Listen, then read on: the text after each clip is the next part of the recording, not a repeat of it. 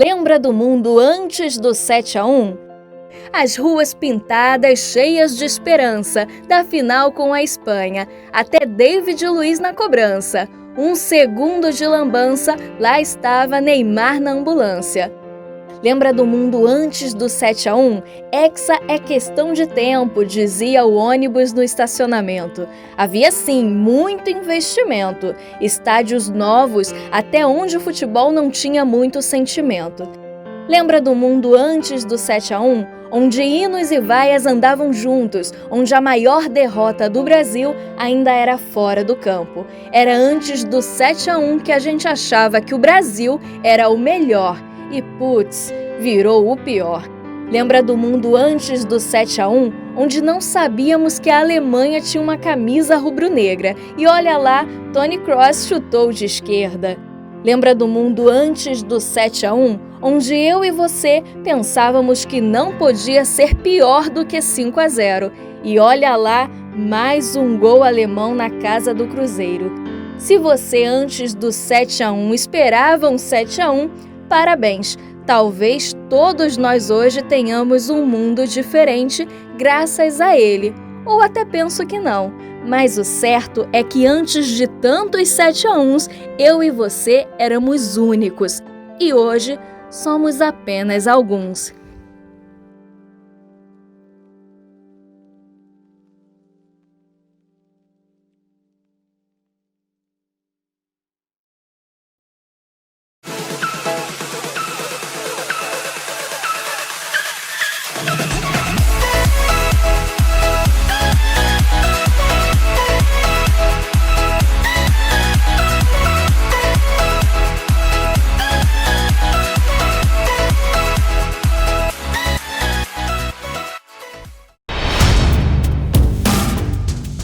Amigos do Futebol Ilimitado, estamos de volta para iniciar o 4º episódio do Dissecando, a série do canal em que nós analisamos partidas recentes, impactantes, importantes do futebol brasileiro.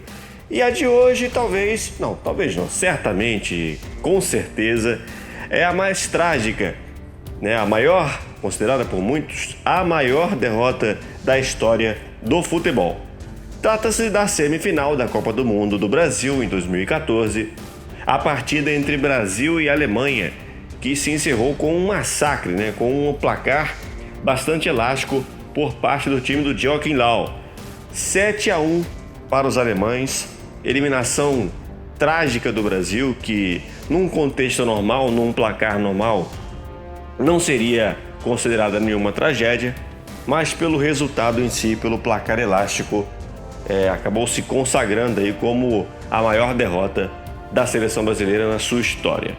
Comigo hoje, eu, Fábio Castro, vou estar também com o Wellington Júnior, que vai estar comigo aí nessa verdadeira procissão, que é falar deste jogo que a maioria dos brasileiros não tem boa memória, apesar de que depois de uns certos 6 anos, nós já estamos levando isso com muito mais bom humor do que na época. A fatídica derrota que deixou muitos memes, enfim, a gente vai, ao longo do vídeo, a gente vai lembrando, e quero também lembrar, com o Wellington, onde nós estávamos nesse dia, afinal se tratava de uma Copa do Mundo, normalmente casa cheia, ou estamos visitando alguém, é normal que o nosso dia tenha sido agitado naquela tarde de terça-feira. E aí, Wellington, onde é que você estava? Estava fazendo algum churrasco? A sua expectativa no dia? Estava empolgado com o Brasil naquela oportunidade? Creio que muita gente estava, mesmo com os problemas que a gente vai listar aqui no nosso podcast. Fala daí, Wellington. Saudações, meu amigo Fábio Castro, saudações a todos os ouvintes, todas as pessoas que acompanham o nosso canal, o nosso Futebol Ilimitado, e também acompanham o nosso grande podcast, esse podcast que já está virando mania nacional, se assim podemos dizer, o podcast Dissecando. Então, essa série tão legal de podcasts, onde o Fábio fez essa maldade com a minha pessoa para me botar para discutir logo esse jogo do 7-1. jogo fatídico, jogo interessante também em vários aspectos, mas pra gente, principalmente naquele momento, foi um jogo triste, um jogo marcante pelo que aconteceu. Acho que pouca gente esperava que as coisas se dessem da maneira que foram. Eu já vou te adiantando algo que você me perguntou. Eu até esperava que o Brasil perdesse. Para mim, a Alemanha era, como se mostrou, ser a grande favorita daquela Copa do Mundo. Não era novidade para mim que ela pudesse chegar a ser a vencedora daquele campeonato. Mas eu não esperava um placar tão elástico. Para você ter noção que a gente não esperava naquele momento um placar tão elástico, no dia do jogo, no momento do jogo, eu estava com amigos fazendo aquele bom churrasco, aquele churrasco já de praxe nos dias de jogo de futebol da Copa do Mundo, principalmente dos jogos da seleção. E eu ali na churrasqueira, e uma das memórias que eu tenho é de eu falar assim: mas gente, será que é verdade isso? Que horas que começa o jogo mesmo a sério? Porque isso aí é brincadeira, isso é pegadinha. Então, essa é mais ou menos a história. Eu tava num churrasco com amigos, claro, regado daquela cervejinha pra gente poder molhar a palavra, e o meu sentimento foi de: caramba, isso é sério? E você, Fábio, qual foi seu sentimento ali naquela hora do jogo? Fala aí pra gente.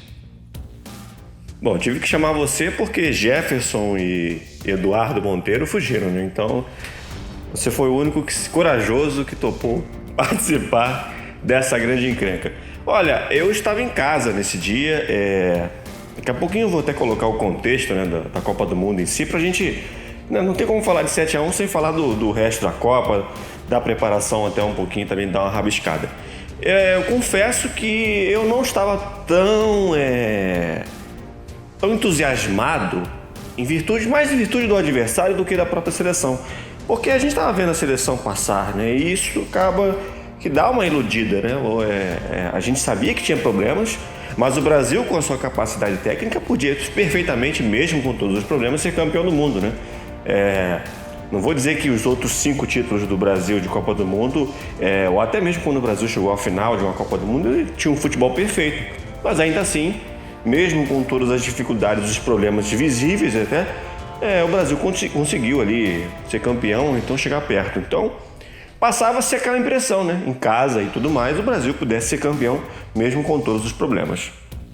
Mas respondendo a você, naturalmente foi de estranheza, né? Aliás, o sentimento de estranheza daquela tarde de terça-feira é o mesmo até hoje. Um incompreensível aconteceu, né, naquele dia. Não tem como a gente dizer que alguma coisa de diferente disso. Não é o normal, não era o esperado, foge de todas as condutas que a gente tem de conversa quando fala-se de futebol, aquela partida, né? Ela é uma partida, ao mesmo tempo que histórica, esquisita, né? Mesmo com todo o contexto favorável à Alemanha. Para mim, o que a gente viu ali naquele dia foi a pior atuação técnica, tática e coletiva de uma seleção perante uma atuação razoavelmente boa de um time forte e organizado como a Alemanha, né? Aliás, inclusive, a gente fez agora recentemente Corinthians e Chelsea, e eu esqueci de falar, né? Esses dois times, o Corinthians e o Chelsea, eram meio que a base, né? Até aquela época eles meio que pautavam a seleção brasileira, né? Tinha o Cássio, o Ramires, o Davi Luiz, o Paulinho, o Oscar. Essas figuras daquela partida entre Corinthians e Chelsea, elas foram recorrentes na Copa do Mundo de 2014, né? Que foi uma Copa do Mundo histórica, retornando ao Brasil, né? Após 64 anos, depois do Maracanaço, né? A gente veio a ter o que hoje é considerado o Mineiraço, uma Copa do Mundo ali que foi muito legal, né? Foi muito bacana. Acho que se não me engano, os números na época, foi a Copa do Mundo com o maior número de goleadas.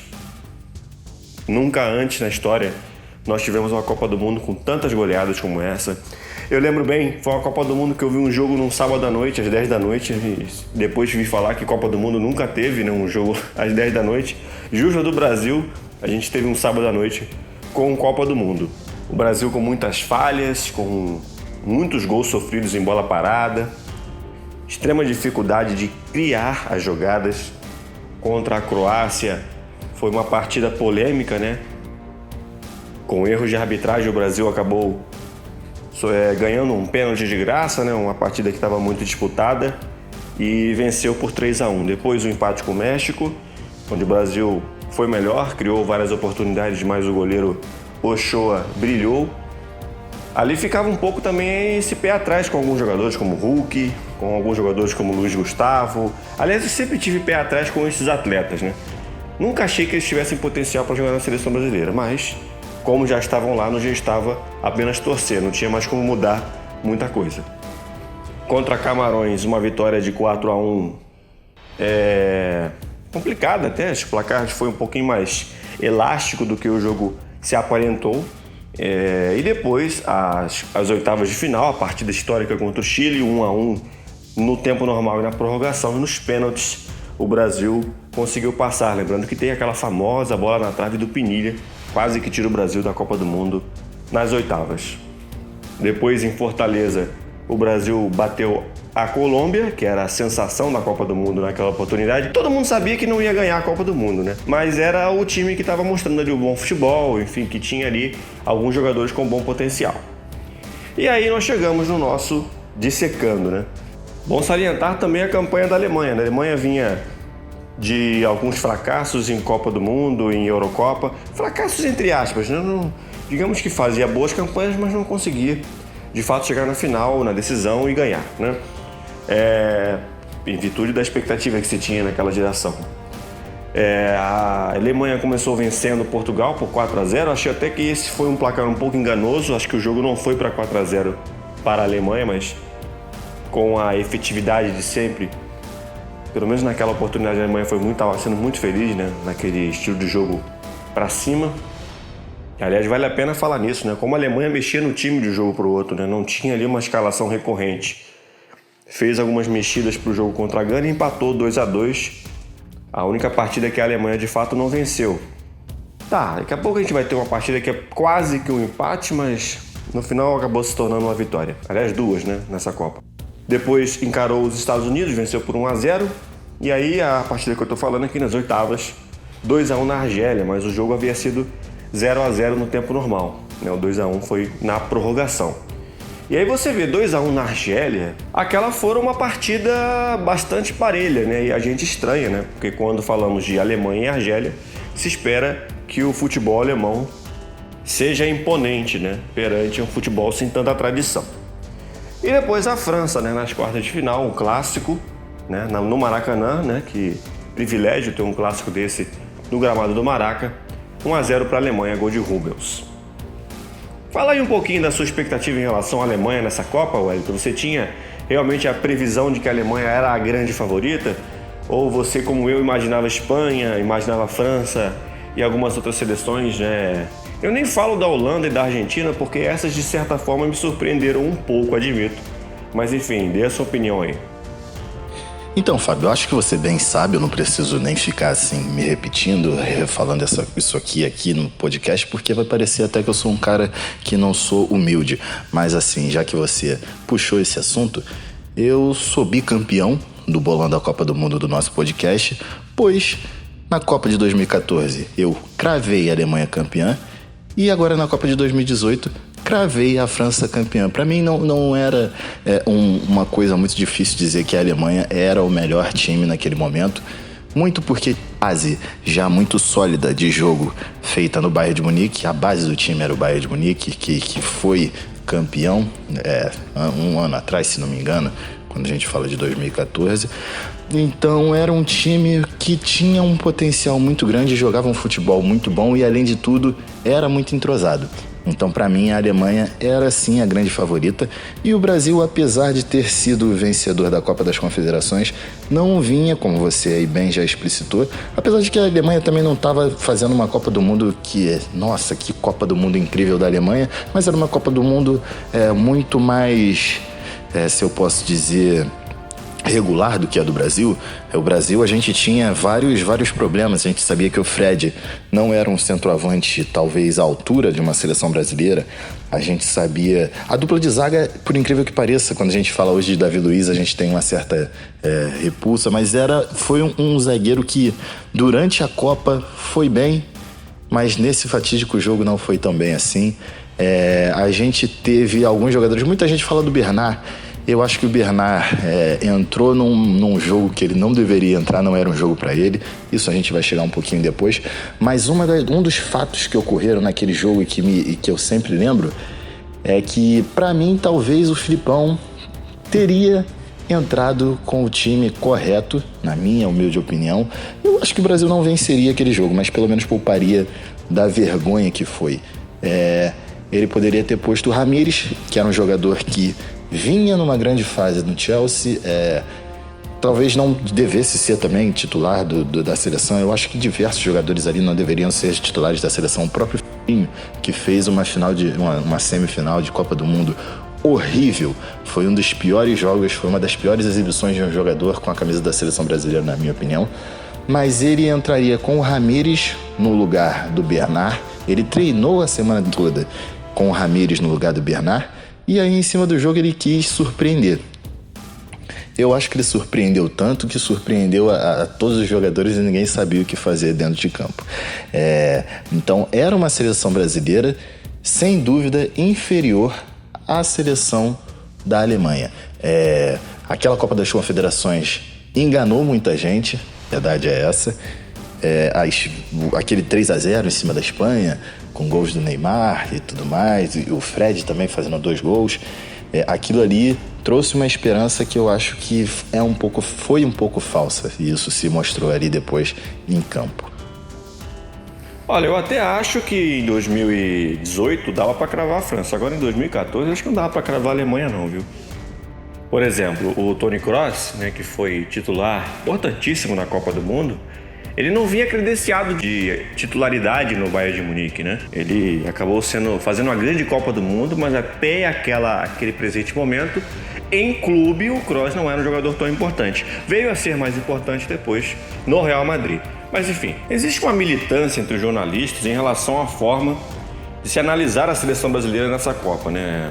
O nível das atuações. O Brasil teve mais baixos do que altos, mas teve alguma coisa boa também, né? O Oscar, por exemplo, né? O meia, o Oscar, estava numa boa fase ali, com confiança alta. Ele vinha já com uma boa confiança do Chelsea. E na seleção brasileira, assim como o Paulinho, eu acho que ele nunca deixou muito a desejar, não. É fácil falar mal depois do 7-1, né? Mas a gente tem alguns pontos ali importantes. O próprio Neymar, eu acho que não fez uma grande Copa, mas fez uma boa Copa. Aliás, isso talvez tenha sido um dos grandes problemas da seleção, né? Porque ficou aquela marca do deixa o Neymar resolver e tal. E não é assim que funciona o futebol, né, gente? A própria Alemanha, com a sua proposta de posse, nem sempre foi bem ao longo da Copa, né? Você mesmo bem disse aí, né? Relembrou. Foi uma Copa regular para boa da Alemanha, mas ela estava tão acima, né, do Brasil, que conseguiu, mesmo sendo assim, fazendo uma Copa regular para boa, em uma única partida conseguiu assim definhar, né, botar ali uma diferença extremamente alta entre uma seleção e outra. Eu vou lembrar a França de 98, né, que foi bem parecido. Uma Copa bastante regular, foi chegando à final na sua qualidade e na grande decisão, né, resolveu brilhar em cima do Brasil. Brasil ali um pouco desfocado, acabou perdendo aquela Copa na decisão. O Brasil também não foi lá uma grande seleção em 98, mas chegou na final, teve seus méritos, né? E lembrar que o Brasil costuma ser vítima nessas grandes atuações de Copa do Mundo, né? Foi vítima em 98, foi vítima em 2006, foi vítima em 2014. Parece que as seleções se guardam muito para jogar contra o Brasil, dada a importância da seleção brasileira, né? Nada a se estranhar, né? Afinal, é o pentacampeão. É o único pentacampeão do mundo. E desde que atingiu esse status, digamos assim, tem sido a seleção mais atingida por essas grandes partidas dessas seleções, né, importantes, principalmente da Europa. Vale também ressaltar que o Brasil, nessa Copa do Mundo, assim como a torcida, estava muito vibrante, né? Havia um sentimento ali, né? Se você analisar a hora do hino, durante os jogos, a questão emocional, era um peso muito forte nas costas de uma seleção que talvez não estivesse devidamente preparada para aquilo. Ou talvez, vou até ir mais longe, talvez não tivesse o peso para aquele momento, né? Muito se fala que as pessoas queriam que o Ronaldinho Gaúcho, Robinho, Kaká fossem convocados para tentar dar aquele auxílio moral de vestiário. Eu não sei se essa seria a solução, até porque a gente já teve Copa do Mundo com um monte de medalhão e não deu certo, né? Mas é importante também ressaltar isso. A gente fala muito do Filipão, e eu ainda vou entrar em tópicos relacionados a Filipão, a Luiz Felipe Scolari, mas o peso daquela Copa do Mundo foi maior do que o peso daquela seleção, daquela equipe montada para a Copa do Mundo. Não sei se você concorda comigo, Wellington. Fábio, eu concordo com você em gênero, número e grau. A Copa do Mundo foi uma pressão gigantesca. Você bota um Brasil que não vencia desde 2002, com jogadores que não eram tão experientes assim na sua maioria. Talvez o jogador mais experiente do Brasil naquela Copa tenha sido o Júlio César, que jogou... Ele não chegou a jogar em 2006, mas estava no elenco. Jogou em 2010, teve aquela falha e tudo mais, e vai para 2014. Mas, se eu não me engano, não tem outro jogador com a experiência do Júlio César nessa Copa do Mundo. E eu acredito que isso tenha pesado. Isso se mostra em diversos momentos ali na Copa do Mundo. Um que para mim é fatídico é o momento das cobranças de pênalti do Chile.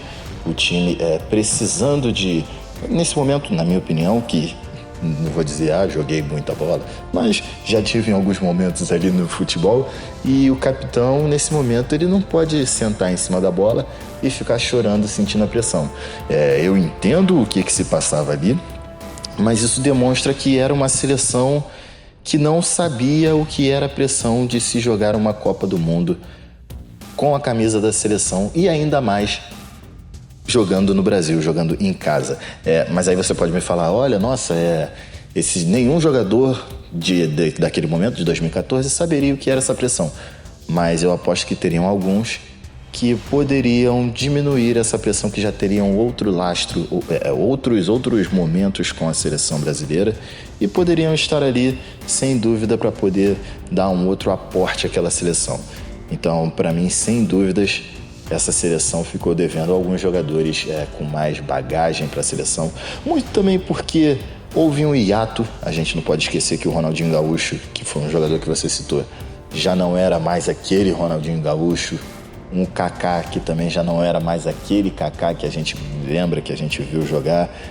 Então, são dois jogadores que me vêm à memória e que a gente poderia, nesse momento, eles teriam idade. O próprio Adriano Imperador, quem sabe, se não tivesse abdicado tanto da carreira, ele poderia estar nessa Copa ainda, já como um cara mais veterano, mas poderia estar nessa Copa. Então, houve, sem sombra de dúvidas, um hiato dentro da seleção brasileira. Alguns jogadores que não performaram tudo que eles deveriam performar, talvez até um Robinho também, que não performou tudo que eles deveriam performar pelo tempo que eles deveriam performar, e acabaram deixando tudo nas costas de um Neymar, de um Oscar, que eram jogadores muito jovens naquele momento e não deveriam ser tão protagonistas daquele momento como foram. O início de jogo do Brasil é curioso, né? Porque ele divide opiniões. Tem gente que acha que o Brasil começou muito bem a partida, tanto é que teve alguns lances ali, né? Umas bolas cruzadas e alguns chutes. E outros que acham que isso fazia apenas parte da estratégia alemã, chamar o Brasil para cima, né? E tentar buscar os lances dentro dos espaços oferecidos. Beleza que os espaços oferecidos pelo Brasil não foram relacionados à postura ofensiva do Brasil, sim a falta mesmo de colocação, enfim, o time taticamente todo mal definido dentro de campo, né? E tanto que os espaços apareceram com poucos toques alemães, né?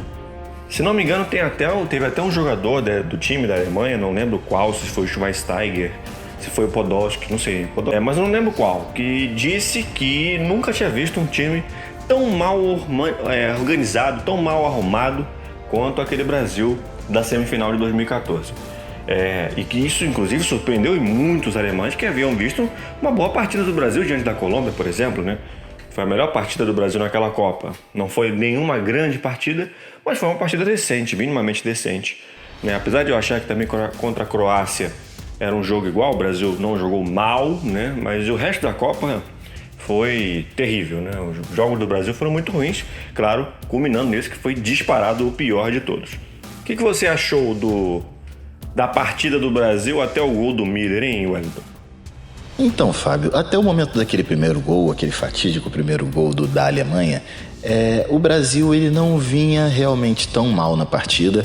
Era uma partida onde foi pouco tempo também. Eu acho que a gente não dá para falar também que o Brasil estava tendo um grande desempenho. Não acho que seja esse caso. Era um jogo igual, era um jogo onde nenhuma dos dois times pressionava mais. E eu acho que mostra também que talvez, muito corroborando com o que você disse, o time do Brasil ele não era tão desorganizado, mas no meio daquela partida, no decorrer daquela partida, ele foi se desorganizando. Eu acho que as mudanças, como eu já disse antes hoje, do time, na hora em que o Filipão ele treina uma equipe, treina com o Ramires e entra com o Bernard, isso já começa a desequilibrar o time, apesar de que o Bernard entrou apenas para fazer a função que o Neymar fazia.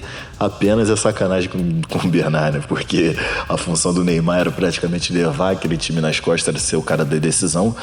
E mais pra frente eu vou falar também sobre isso, o quanto a falta do Neymar e também do Thiago Silva afetaram o Brasil não só na parte tática, que foi claro, mas também na parte psicológica, e eu acho que isso aí foi o que pesou mais.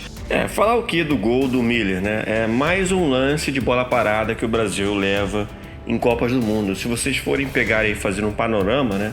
Copa de 2006, Copa de 2010, Copa de 2014 e Copa de 2018, em todas as eliminações do Brasil, o Brasil sofreu gol de bola parada. Bola parada envolve uma série de coisas, né? Uma delas é posicionamento. E a outra é ter-se uma resolução do que pode acontecer, né? Num detalhe, a partida pode ser resolvida num lance como esse. Cruzamento aberto do Toni Kroos, falha do Davi Luiz, na minha opinião, que era ele quem deveria estar acompanhando o Thomas Müller, que apareceu sozinho, né? Apesar do número alto de jogadores de camisa amarela dentro da área, foi o alemão quem apareceu para escorar a bola para o fundo da rede, abrindo o placar daquele que seria o maior vexame da história da seleção brasileira. A partir dali começa a chamar a atenção a eficiência da linha alta alemã.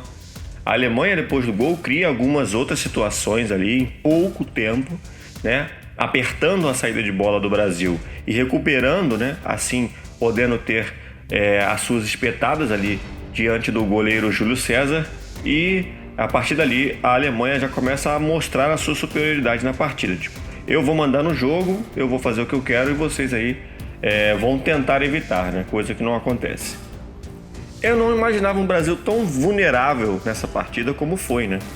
Principalmente depois do primeiro gol. Impressionante a ineficiência. Nós no mundo do futebol vivemos sempre no mundo de tendências, né? A tendência às vezes é ser mais ofensivo, ser mais defensivo, ser equilibrado. Mas essa seleção brasileira não se encaixa em nenhum desses perfis. Ela era uma seleção estranha, né? Não tinha essa de baixa pressão, de alta pressão. Era só uma seleção que não tinha ali um método de jogo definido, né?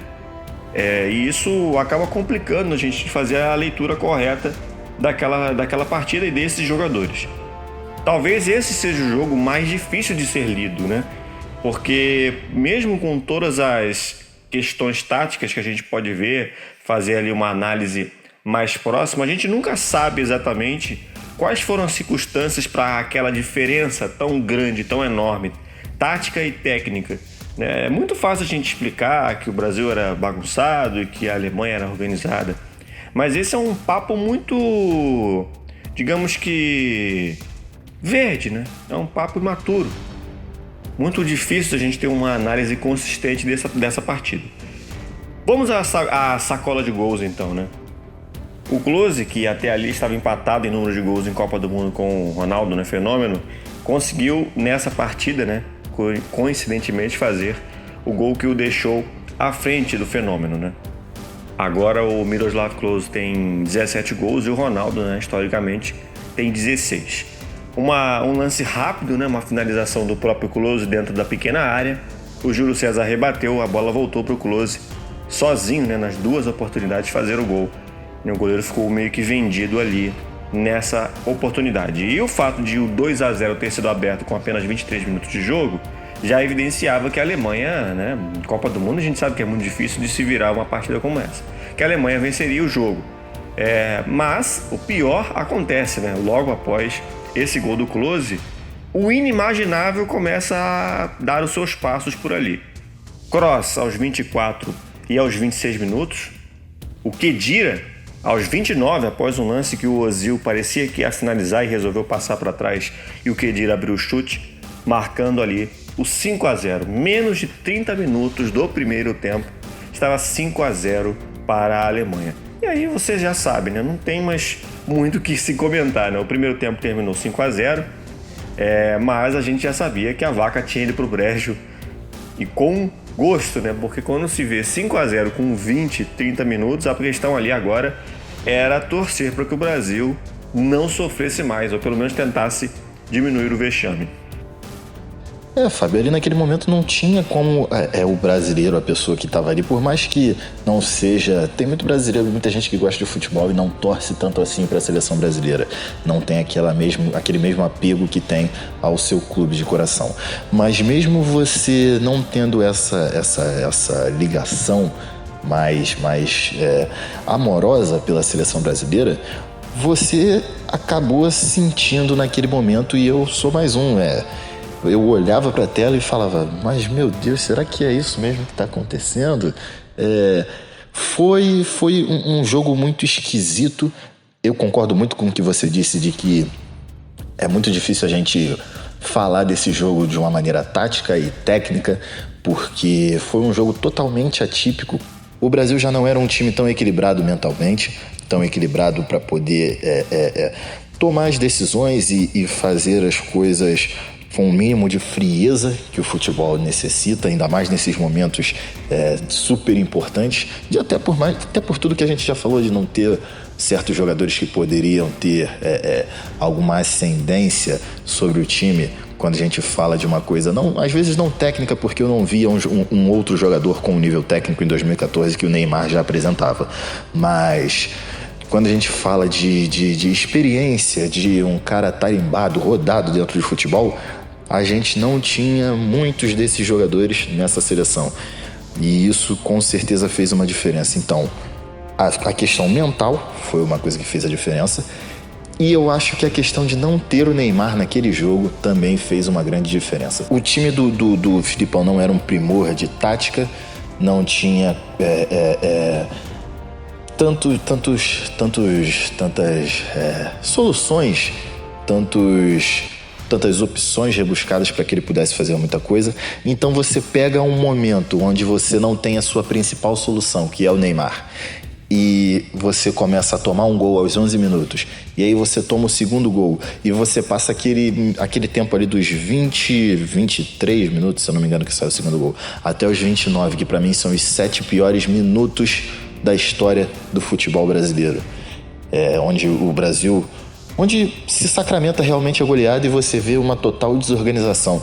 Você tem um lance, se eu não me engano, é o gol do Khedira, onde o Ozil finge que vai chutar e toca para trás pro Khedira, que você vê como os volantes já estavam apáticos, eles não conseguem encostar no Khedira. Você vê que a zaga do Brasil estava toda mexida, o Davi Luiz corria para frente, já tinha esquecido de tudo, já não ligava mais para tática. Então foi um momento ali, um lapso de tempo, onde essa emoção, na minha opinião, todas essas emoções, toda essa desestabilidade que o time tinha, aflorou ao máximo contra logo um time da Alemanha que era muito organizado e era o contrário, um time frio, um time que saberia chegar até ali e matar. Você vê pelas jogadas dos gols, em pelo menos 2 das 4 desse momento, os caras estão tabelando dentro da área, entendeu? Então você via um time que estava tranquilo, sabia o que poderia fazer, contra um time totalmente nervoso e desestabilizado.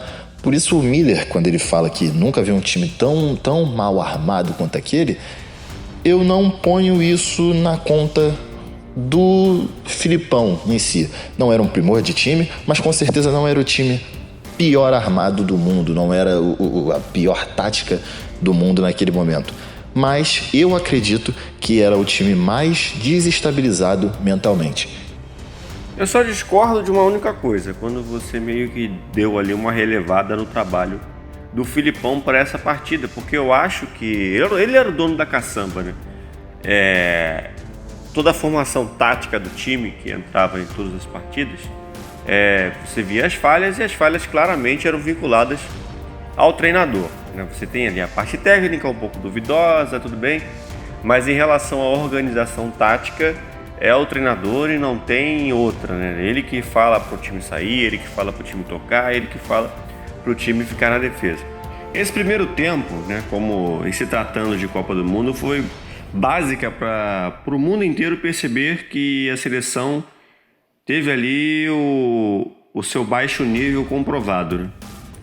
É o que eu digo, a seleção perdeu o valor. Toda seleção importante, ela vive esse seu decréscimo tático. A própria Itália já viveu recentemente, nem para a Copa do Mundo foi, né? A Holanda, que também não foi para a Copa do Mundo. A própria Alemanha, se você for reparar essa última Copa do Mundo, né, de 2018, que ela para na fase de grupos, ela também teve seu decréscimo tático, né? Mas eu acho que só o Brasil teve um decréscimo tático assim tão avassalador, né? Tão impressionante como nessa Copa de 2014, onde o Brasil foi ultrapassado, né, em todos os sentidos, no sentido técnico, no sentido tático, né? O Brasil realmente foi atropelado, né, com tanta seleção fazendo o seu valor tático sobressair, como foi nessa Copa do Mundo. E alguns pontos, né, que eu falei aqui anteriormente, que eu já tinha essas sensações antes dessa partida e que depois dessa partida só constataram, né? Pelo menos depois desse primeiro tempo, esse 5-0, que Hulk não dá, Luiz Gustavo, acho que você nunca gostei desse volante, sempre achei um volante muito fraco, tanto de desarme quanto de criação. Ele foi dispensado do Bayern de Munique na época pelo Guardiola por deficiência técnica, olha só. O cara era titular do Bayern de Munique, saiu de uma temporada para outra porque o Guardiola não o considerava tecnicamente bom para ajudar o time na armação. Para você ter ideia, como o Brasil estava atrasado, né? Se o Guardiola disse isso, né, quem pode ser contra? Não sei se o Wellington vai ser contra o que ele falou. Davi Luiz, para mim, sempre teve que ser volante, nunca gostei muito de algumas atitudes dele como zagueiro. E parece até meio bobo a gente fazer aquela correlação, né, que o Brasil era um futebol de força, devia enfrentar a Alemanha de maneira mais convincente. Talvez não. Talvez aquela geração alemã, aquela seleção alemã, aquela formação alemã, né, fosse superior mesmo ao Brasil, que apesar de o Brasil sempre se sobressair na técnica, ele também teve seus momentos ali de força física. E a gente sabe bem, já comprovamos aqui em outros dissecanos, que força também ganha jogo. Porém, aquela seleção brasileira nem força tinha, né? Era uma seleção muito estagnada e não era competitiva para uma Copa do Mundo. Isso no futebol brasileiro, e são raros os treinadores. Olha a descida, o chutão entrou! Gol! O Filipão! Desgraçado! É o maior culpado daquela goleada. Taticamente o Brasil não era um time brilhante, não era o pior do mundo, mas eu ainda acho que a tática não foi o fator preponderante para o 7-1. E aí que tá, eu boto essa culpa no Filipão, mas eu não boto pela questão da tática. Se a gente for ver claramente o que aconteceu ali e a porcentagem de tempo em que a tática que o Filipão botou pro time, e sendo isso a tática estando certa ou errada, foi até o primeiro gol, ou talvez até o segundo, vamos dizer, 21 minutos do que o Filipão botou em campo, onde a gente até falou aqui que o Brasil começou relativamente bem. Então, assim, não é um jogo onde eu consigo analisar a tática das equipes. Nesse segundo tempo fica muito explícito, né, essa questão do orgulho ferido. A torcida volta a cantar, isso é até louvável, né? A torcida volta a acreditar, né? E normalmente quando você está perdendo 5-0, a primeira coisa que sai, né, que vai embora, é a confiança do torcedor, mas nesse quesito a torcida estava de parabéns naquela oportunidade. O Brasil pressiona, tem ali uns lances ali com o Ramires, com o Oscar, né? Mas enfim, todo mundo sabe, né, quem marca a Alemanha 2 vezes ali com o Schürrle, né? Na primeira, numa boa troca de passes, né? Que ele conclui a bola depois de um passe um lance, né, entre o Miller com o Miller do lado direito, e depois um chutaço que ele acerta no alto do Júlio César, no ângulo, né? Tem muita gente que diz que o Júlio César devia ter pulado na bola, mas enfim, acho que tem muito mais mérito do atacante. Antes de eu ir mais para frente, só para colocar aqui, né? Eu concordo, a preparação complicadíssima. A questão da lesão do Neymar afetou muito mais os jogadores do que deveria, isso é fato. Parecia que o Neymar tinha morrido. Você vê a maneira como os caras se comportam no hino nacional, boné, camisa virada, isso na semifinal de Copa do Mundo é inaceitável, me desculpa. Eu acharia inaceitável mesmo que o Brasil tivesse feito o 7-1. Né? Eu não gosto daquele tipo de postura, ainda mais numa Copa do Mundo, onde as coisas têm que ser levadas com muito mais seriedade. Acho que faltou profissionalismo dos jogadores ali, é a minha opinião. Enfim, o momento era complicado, né? Houve todo esse drama. Eu lembro da imagem da David Brasil na Granja Comari, descendo de helicóptero lá junto com o Neymar. É uma grande zona, né? Enfim, isso tudo acaba, claro, sendo transportado para dentro de campo. Mas a vitória tática, ela é muito importante, porque no futebol não tem como vencer sem tática. Não tem como vencer sem saber o movimento do adversário, o comportamento dentro de campo. Eu entendo que, claro, a questão psicológica ela é muito importante e ela afeta, sim, mas ela ainda não é a maior parte do problema quando falamos desse 7-1, aliás, como falamos dessa Copa do Mundo inteira, onde o Brasil implicou muito nessa questão, né, desses problemas que tinha, e acabou que vazou todo o óleo ali, né, nesse 7-1. E no comportamento, né, abaixo do esperado, eu posso dizer uma coisa: acho que os jogadores da seleção, eles esqueceram que eles estavam defendendo a seleção brasileira, a pentacampeã do mundo, o peso da camisa, né? Aí nós vamos, claro, a gente parte para a questão da postura, né, que é uma subvertente da questão tática. Ela vem por conta da questão tática. O Brasil era um time sem confiança, era um time que não vivia o otimismo que deveria viver, justamente porque não era um time acertado, enfim, ou talvez não tivesse os jogadores adequados para um melhor momento de uma seleção brasileira em Copa do Mundo. Eu mesmo tenho que fazer aqui a minha culpa, né? A minha meia-culpa. Eu era defensor do Fernandinho na seleção até a última Copa, mas eu me arrependo muito, porque é um ótimo jogador em clubes, né? Mas na seleção não teve atuações que lhe dessem a condição de ser um jogador de seleção, ou até mesmo um titular, como ele começou essa partida. E para ele não faltaram oportunidades, né? Muito mal na marcação, que é a sua principal característica, né? E na saída de bola, né? Esse fator que lhe deu o valor de mercado que ele tem, né? Se pegar a porcentagem, a maioria dos passes dele na seleção foram para trás. Ele não avança, nunca tentou algo diferente para a seleção brasileira, né? É muito fácil observar isso nos jogos em que ele supostamente fazia a função de primeiro volante, como é o caso dessa semifinal. Já no final da partida rola um lançamento, né? O Oscar parte por trás do Boateng e coloca na rede o único gol do Brasil no jogo. Vem a fatídica frase de Galvão Bueno, né? Melhor que seja assim. Não tem nada de bom, não tem nada de melhor naquilo. O gol não solucionou absolutamente nada para o Brasil. Foi uma decepção, foi uma grande vergonha que a seleção brasileira passou, que é incompreensível até hoje. O mundo inteiro não sabe explicar o 7-1, né? Mas quanto mais nós, né? Nem fizemos um ano de canal, a gente não tem ainda condições de analisar plenamente o que aconteceu naquela tarde de terça-feira no Mineirão. Claro que o Brasil passa longe de ter passado por um contraste semelhante ao que vive a Itália há alguns anos, né? Com eliminações em fase de grupos, né? E nem Copa vai. Dificilmente o Brasil vai passar por isso pelo imenso e frutífero número de talentos que ele proporciona. Todo ano a gente tem jogador para comentar aqui, saindo da base dos clubes brasileiros.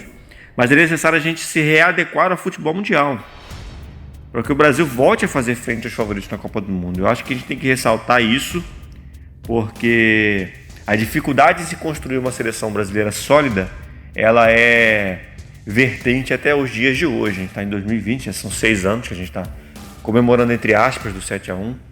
E nem muita coisa mudou, né? Muita coisa não aparece igual ou semelhante àquela seleção brasileira desse período, né? Do início da década de 2010. Essa tara para reviver Zagallo, tara para reviver Parreira, tara para reviver Felipão, tara para reviver Dunga. Há uma necessidade grande de que o Brasil se desvincule dessas figuras. Já passou o tempo delas, né? E a gente tem muito para resguardar em relação a eles. O próprio Felipão, né? Eu acreditava na época que ele não pudesse voltar à seleção brasileira. E ele voltou para participar dessa situação vexatória, né? E se todos eles tivessem um perfil parecido? Não tem. Cada um tem o seu perfil. A única similaridade são os títulos, as vitórias pela seleção brasileira. Mas a verdade é que o Brasil já é assim, já tem esse perfil há um bom tempo, né? Em 86 se discutia se Zagallo deveria voltar à seleção brasileira por conta de 70, né? E também o Tele por conta de 82, né? O brilhante Brasil de 82. E o discurso era sempre esse, não se desgrudava disso. É sempre a imagem do Brasil que jogou bem, que jogou bonito, que foi campeão dos treinadores anteriores. E muito poucas apostas, né? Como a gente foi a ter depois com, por exemplo, o Falcão, com o próprio Lazzaroni. Já em relação a Davi Luiz, eu acho que, apesar dos pesares, né, teve muita habilidade nessa partida do 7-1, dar a cara a tapa, né? E dar aquela entrevista que virou meme, mas poucos tiveram coragem, né? Para dar as caras, né? Aqueles que estiveram em campo, para dar as caras naquele dia 8 de julho. Hulk nem se tem discussão. Eu nunca achei um bom jogador. A última cena, inclusive, dele na seleção brasileira é um chute horroroso que ele tá de cara pro gol, né? Já na era Dunga, parte 2 ali, em 2015, 2016, nas eliminatórias contra o Paraguai, ele dá um chute pro gol, e, ao invés de chutar a bola na direção do gol, ele acerta o companheiro e a bola vai para a lateral. Uma cena bizonha. O Hulk, para mim, nunca foi jogador de seleção brasileira. E é isso mesmo, né? Dunga, né? Dunga foi a solução do Brasil após o 7-1. Na visão da CBF, a solução para isso tudo era Dunga. Não faz nenhum sentido, né? O que o Dunga podia agregar naquele momento? Dunga deveria ser tratado apenas como um ídolo, igual o Felipão, né? E acaba manchando ainda mais a história desses caras na seleção. O que os jogadores da Copa de 2014 conseguiram foram reinventar o inimaginável, né? Reinventaram um novo folclore. A gente não tinha na seleção brasileira um folclore, talvez desde a final da Copa de 50, né? Onde haviam muitos mistérios na internet. A Copa de 98 tem um pouco dessa similaridade também, né? Mas a verdade é que nunca nas nossas cabeças se imaginava um material tão histórico sendo montado como esse 7-1. Impensável um folclore desse no futebol atual, no futebol moderno, né? Que a gente tem jogado por todas as seleções do mundo e principalmente as mais competitivas. Se a Copa de 50 tinha toda aquela obscuridade das coisas, enfim, as poucas imagens, né, relacionadas ao jogo, a Copa de 2014, já na era HD, nos trouxe o desprazer de termos um novo folclore envolvendo a seleção brasileira. E lembrar que uma reunião no Rio Centro para estabelecer novidades no futebol brasileiro, os convidados eram Zagallo, Felipão e Parreira, né, profissionais já muito superados.